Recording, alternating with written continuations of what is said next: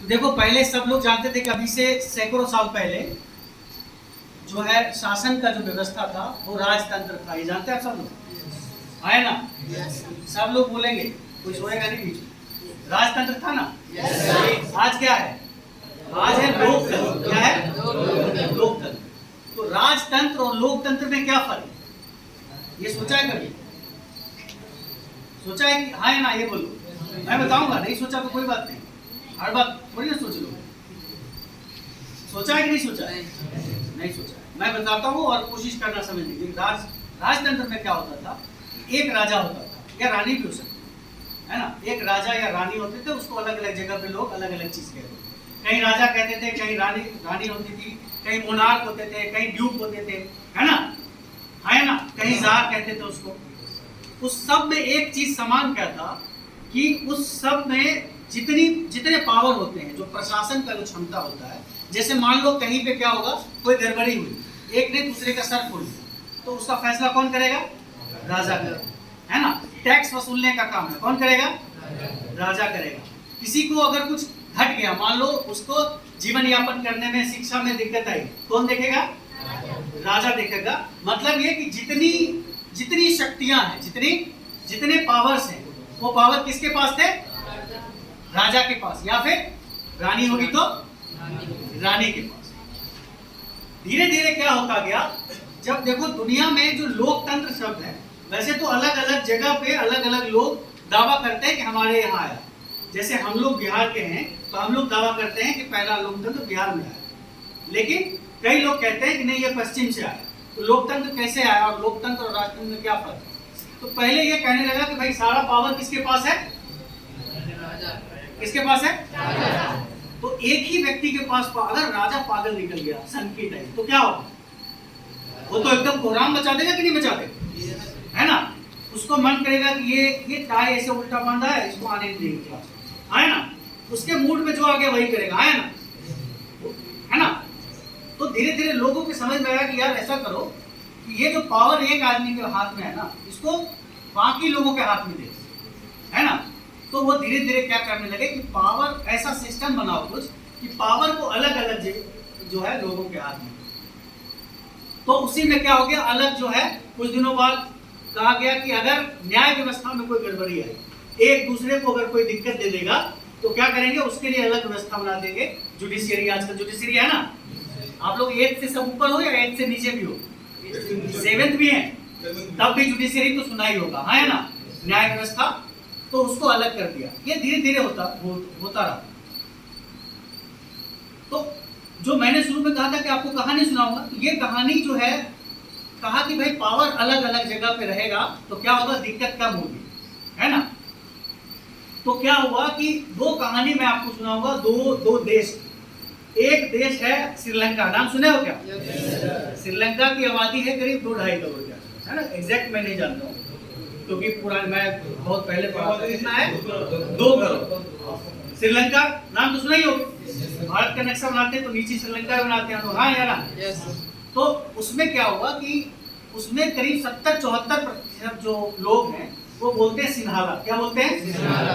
सिन्हाला बोलते हैं। और जो बाकी लोग हैं वो अलग अलग भाषा, तमिल बोलते हैं, और तमिल भी 2 तरह के, है ना? इस तरह से बसे हुए हैं। तो वहां पे क्या हुआ कि लोकतंत्र में क्या फैसला हुआ कि जो पावर का बंटवारा होगा वो ऐसे होगा कि भाई जैसे यहाँ पे पूछ लिया जाए कि बताओ पनीर खाओगे या चिकन, तो हाथ खड़ा करवाया जाएगा। तो चिकन वाले हाथ खड़ा करो जो खाते हो, है ना? और पनीर वाले हाथ खड़ा करो। तो क्या होगा कि ऐसे हो गया कि भाई सिन्हाला बोलने वाले ज्यादा हो गए, और जो बाकी भाषा बोलते थे, तमिल बोलते थे, वो हो गए कम, है ना? 74% होते। तो वहां पे सरकार बनेगी तो किसकी बन जाएगी? सिन्हाला की बन जाएगी ना। तो सिन्हाला की जब बन गई वहां सरकार, तो उन लोगों ने क्या किया, उन लोगों ने सारे नियम ऐसे बनाने शुरू कर दिए जो सिन्हाला को सूट करते हो, है ना? ये एग्जाम जो होगा, बड़ा जो एग्जाम ऑफिसर बनने वाला होगा, वो सिन्हाला लैंग्वेज में होगा, है ना? जैसे यहाँ यूपीएससी होता है ना, बीपीएससी होता है ना, वो किस लैंग्वेज में होगा? सिन्हाला लैंग्वेज में। तो फिर क्या हुआ कि जो दूसरे तमिल बोलते थे, जैसे यहाँ पनीर वाले लोग हैं, वो उनको बुरा लगने लगा। तो फिर क्या हुआ कि, लेकिन उन्होंने ध्यान नहीं दिया, कहा बुरा लगे तो लगे, हम तो ज्यादा है, हम तो बनाएंगे। तो उन्होंने बना धीरे धीरे ऐसे नियम बनाने लग गए जो तमिल लोगों को सूट नहीं करते। तमिल लोग हो गए नाराज। क्या हो गए? नाराज। उन्होंने कहा कि जी हमारे भाषा को मान्यता दो। क्या दो? मान्यता दो, और हमारे भाषा में भी जो है एग्जाम होना चाहिए। ठीक है, लेकिन उन्होंने माना नहीं। अब इस कहानी को यही रोक देते, ठीक है। अब एक दूसरी कहानी सुनाते हैं। आप में से कई लोगों ने सुना भी होगा, क्योंकि मैं आपके ही किताबों की कहानी बता रहा हूं, है ना। दूसरी कहानी, इस कहानी एक और देश है, उसका नाम है बेल्जियम। क्या नाम है? कहाँ है ये? यूरोप में है। बेल्जियम में क्या है, उसमें भी 2 भाषा बोलने वाले लोग, इनफैक्ट 3 भाषा बोलने वाले, है ना। उसमें थे डच। कौन थे? और दूसरे थे फ्रेंच। कौन थे? और 1% के आसपास थे जर्मन। कौन थे? तो उसमें जो डच थे वो ज्यादा संख्या में, मेजॉरिटी में कौन थे? देखो कुछ लोगों को याद होगा कि कितना परसेंट थे? 59%। और जर्मन बोलने वाले कितने लोग थे? 1%। और फ्रेंच बोलने वाले लोग कितने थे? हाँ जी, 40%। तो क्या हुआ, बात ये हुई कि वहां पे भी अच्छा, जो फ्रेंच बोलते थे वो इन्फ्लुएंशियल लोग थे, संख्या में कम थे, लेकिन उनके पास धन दौलत ज्यादा था। तो वो क्या करने लगे, अच्छा उसकी राजधानी है ब्रुसेल्स। क्या है? वहां पे ये हुआ कि भाई ज्यादा कौन सी भाषा वाले लोग? डच वाले। ज्यादा संख्या में कौन? डच। लेकिन प्रभावशाली कौन थे? फ्रेंच थे। अब पनीर वाले कम हैं और इनकी बात चलेगी तो बाकी लोग कैसा लगेगा? कैसा लगेगा? उनको नींद आ रही है, कैसा लगेगा? बुरा लगेगा। तो वहां पे भी उन लोगों को बुरा लगने लगा, उनमें भी क्लैश होना। अब ये दोनों कहानी सेम है कि नहीं है? दोनों में 2 तरह का भाषा है ना, और दोनों में आपस में विवाद है कि नहीं। अब दोनों देश में क्या हुआ कि जो श्रीलंका में ये किया गया कि भाई जो ये विवाद है उसको निपटाने का तरीका ये बनाया गया कि भाई जो लोग ज्यादा संख्या में हैं वो अपनी बात चलाएंगे, और उसका परिणाम ये हुआ कि आगे चल के पहले तो भाषा की लड़ाई थी कि हमारी भाषा को मान्यता दो। बाद में आपने सुना होगा लिट्टे का नाम सुना है क्या? अगर कुछ लोगों ने नहीं भी सुना हो, बाद में वहां एक आतंकवादी, सो-कॉल्ड आतंकवादी संगठन बन गया और वो लड़ाई हो गई, देश में ही लड़ाई हो गई। 2 भाषा के बीच लड़ाई, ऐसे नहीं मुक्का वाला और थप्पड़ वाला नहीं, बंदूक वाला। लाखों लोग उसमें जो है मरने लगे। और एक दूसरी कहानी जो मैंने आपको सुनाई थी बेल्जियम में, उन्होंने क्या किया पता है? उन्होंने कहा कि भाई हम लोग बात करते हैं, और उन्होंने अपने संविधान में संशोधन कर दिया। उन्होंने कहा कि ना तेरी ना मेरी, आधे संख्या में तुम रहोगे मंत्री और आधे संख्या में फ्रेंच वाले। उन दोनों ने मिल के बनाया है ना। और आज तो आप जानते ही हो ब्रुसेल्स कैसा है, अच्छा है या बुरा है? बहुत अच्छा है ना। दुनिया में बेल्जियम अच्छा है या श्रीलंका अच्छा है? जब एक ही तरह का प्रॉब्लम था, लेकिन दोनों ने क्या किया? दोनों ने अलग अलग तरीके से डील किया। तो इसी तरह का सिचुएशन आज हमारे देश में, और दुनिया के हर देश में होता है, अपने देश में नहीं।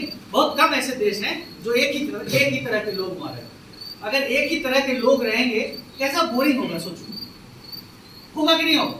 अब जैसे इस क्लास में कोई जोक सुनाया है ना, कोई गाना सुनाया, कोई गजल सुनाया, कोई स्पीच दिया। अगर मान लो सारे लोग स्पीच देने वाले हो तो क्या होता? बोरियत से मर जाते कि नहीं मर जाते? आया ना। अगर किसी देश में एक ही जैसे लोग हो तो क्या होगा? ऐसा एकदम गंदी जिंदगी, बेकार नहीं, एकदम बोरिंग। सब अगर एक जैसे लोग, है ना। अभी देखो क्या है, अलग अलग जगह पर अलग अलग तरह के लोग हैं। अब हम लोगों को ये तय करना है, सोचना है कि हम लोग कैसे रहना चाहते हैं, श्रीलंका की तरह कि बेल्जियम की तरह? कैसे रहना चाहते हैं? बेल्जियम की तरह। तो ये देश बेल्जियम की तरह बने, इसी कोशिश के लिए हम लोग निकले, इसी बातचीत के लिए हम लोग।